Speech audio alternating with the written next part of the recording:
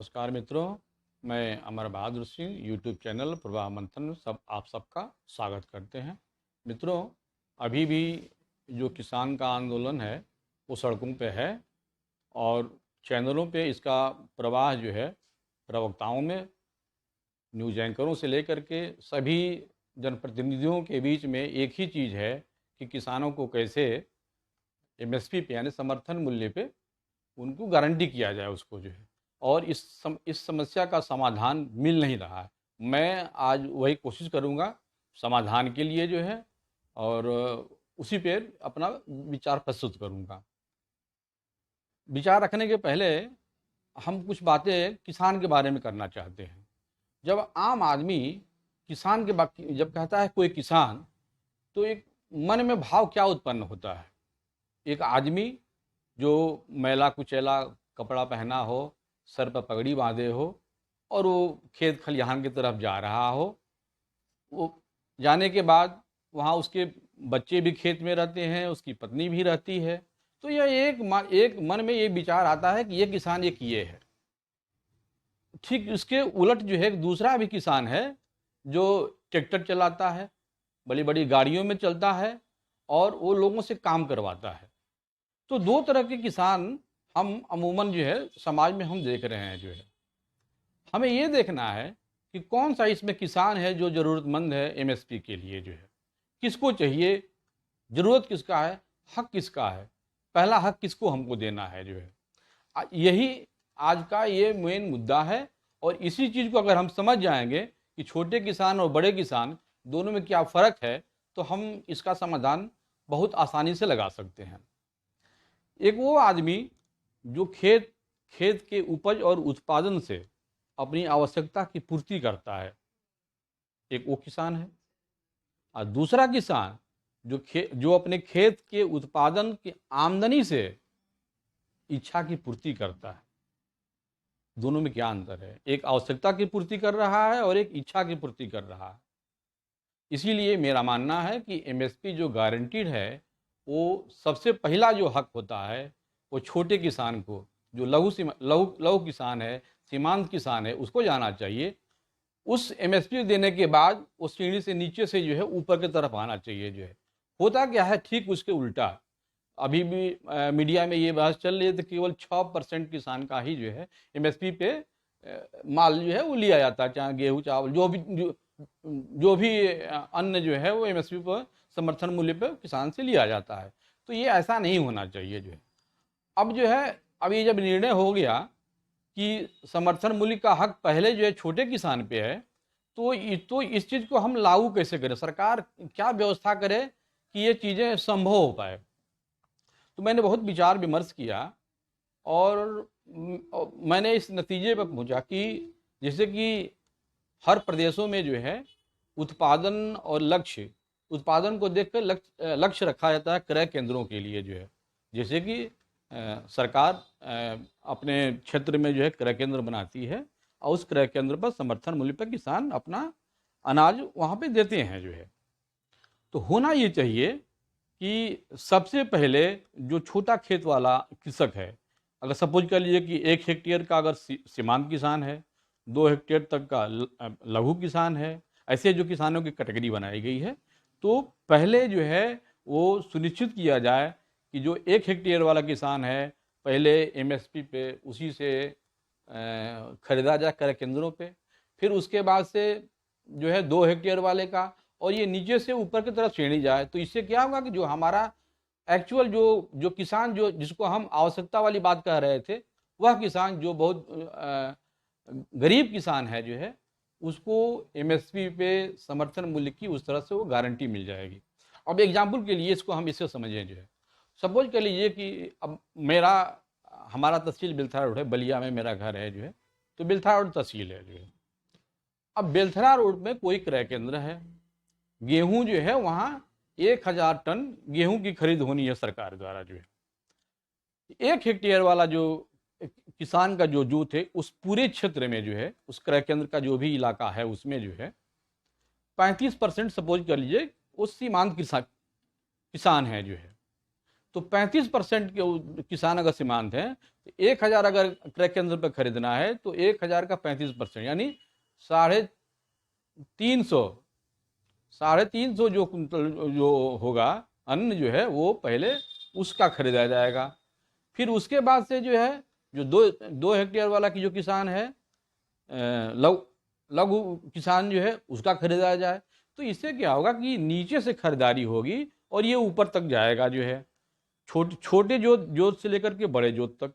तो हमारे जो वास्तव में जो गरीब किसान है उसकी जो है खरीदारी जो है बढ़ जाएगी और एमएसपी गारंटी उसको जो है वो मिल जाएगा।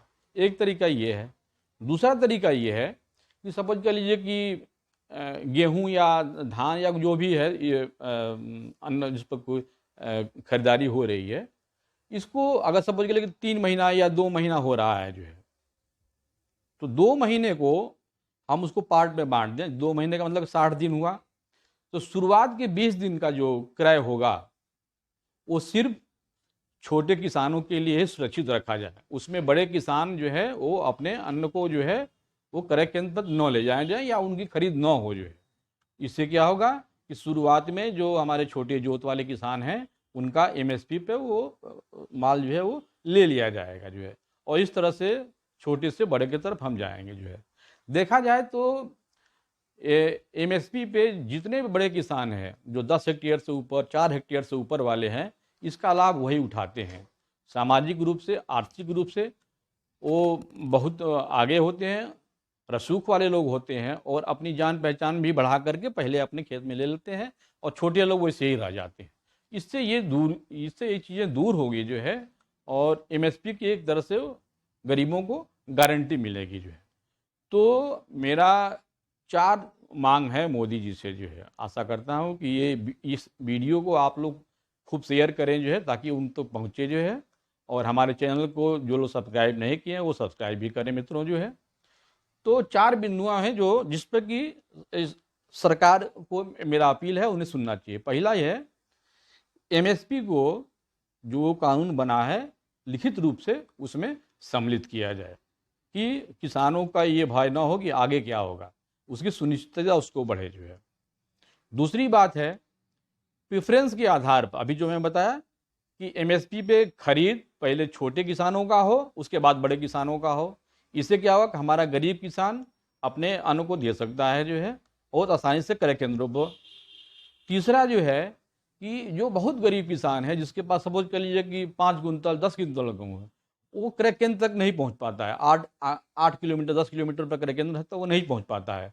तो उनके लिए सचल मोबाइल क्रय केंद्र बने, जैसे कि कर्मचारी जाएं गांव के नज़दीक में उनका जो है वो अन्न ले और उसको वापस लेकर के आएँ जो है। तो इससे क्या होगा कि उनको ट्रैक्टर वगैरह की जिनके पास व्यवस्था नहीं है वो इससे जो है इससे वो निजात पा जाएंगे जो है। चौथी जो चीज़ है कि सरकार को थोड़ा ये जो भंडारण क्षमता है इसको बढ़ाना चाहिए जो है। ये बातें मैं क्यों कह रहा हूँ, मेरे पास एक आंकड़ा है मैं आपको दिखाना चाहता हूँ। ये देखिए, ये जूम कर रहा हूँ, पता नहीं ये आपको दिख रहा है या नहीं दिख रहा है, लेकिन मैं इस आंकड़े को आपके सामने रख रहा हूँ। ये एफसीआई से आंकड़ा है, वो 2016 से लेकर 21 तक, ये 5 वर्ष का आंकड़ा है। गेहूं और धान ये 2 आंकड़े हमने लिया है। गेहूं और धान 2 इसलिए लिया है कि देखा जाए तो अधिकतर इसी की उपज जो है वो किसान ज़्यादा करते हैं और इन्हीं के एमएसपी की लड़ाई लड़ती है जो है। 2016-17 में गेहूं का जो उत्पादन था वो 922.88 लाख टन था, और इसका प्रोक्योरमेंट यानी कि प्रोक्योरमेंट मतलब खरीद, जो खरीद होती है क्रय केंद्रों से और फिर वो एफसीआई को जाता है, वो खरीद था 24.88। ऐसे ही अगले वर्ष में जो है वो कुल खरीद जो है वो उत्पादन का 31.29%, अगले साल 35.84, अगले साल 32.95, अगले साल 34.32%। तो कुल अगर देखा जाए ये 5 वर्ष का अगर औसत तो ये करीब 32% बचता है।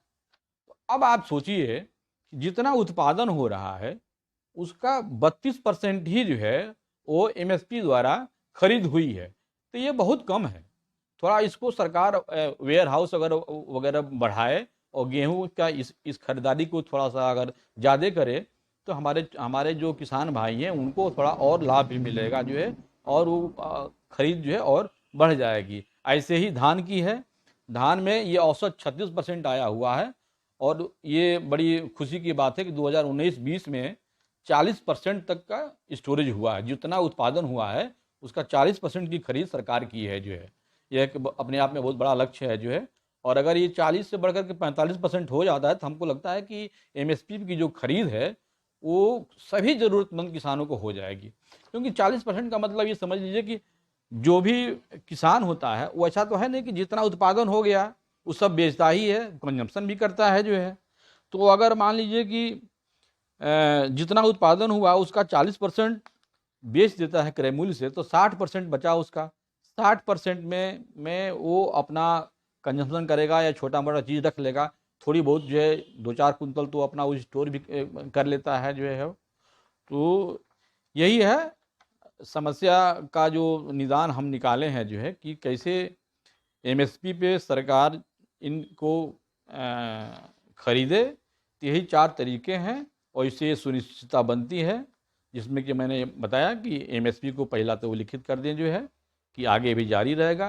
दूसरा कि सचल केंद्र बने जो है। तीसरा, एमएसपी की खरीद हमेशा छोटे जोत से लेकर के बड़े जोत तक होना चाहिए।